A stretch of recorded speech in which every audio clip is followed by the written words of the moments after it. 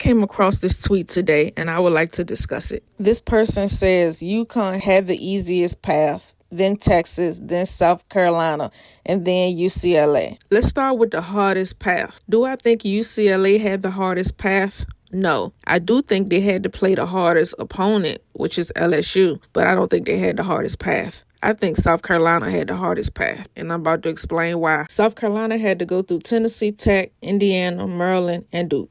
Let's disregard the 16 seed because in the women's game, all 16 seeds get whooped on by the number 1 seed. Okay, so South Carolina's first real game was against Indiana. Teams like Indiana is South Carolina's Achilles heel. They always struggle. It's the predominantly white teams that make a lot of cuts and shoot a lot of threes that mess them up every time. They always struggle against them. They struggled against them last year in the Sweet 16. Maryland is another good team that always gives South Carolina a run for their money. South Carolina struggles against teams that force them to defend for the full shot clock. That is Maryland. Also, during the season, Maryland beat Michigan, Ohio State, Indiana, and Iowa. And they only lost to Southern California by 5 points. And then they had to beat a very good defensive Duke team that won the ACC championship by beating Notre Dame, then NC State. No other team had to go through all of that to get here. The second closest is UCLA. And let's look at their opponents.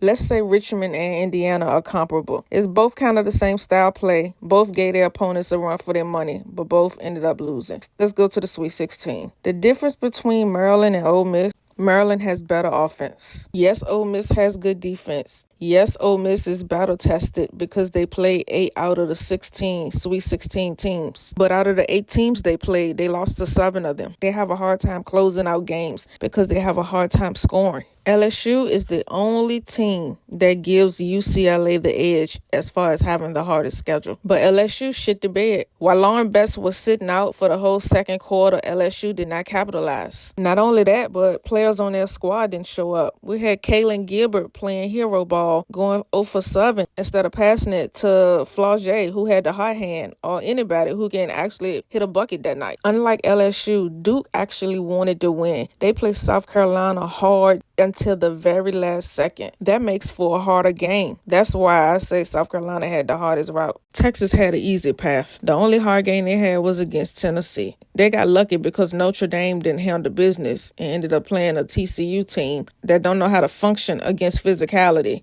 So to me, Texas skated through. UConn by far had the easiest schedule. They didn't have an opponent that pressed the whole game like Texas did.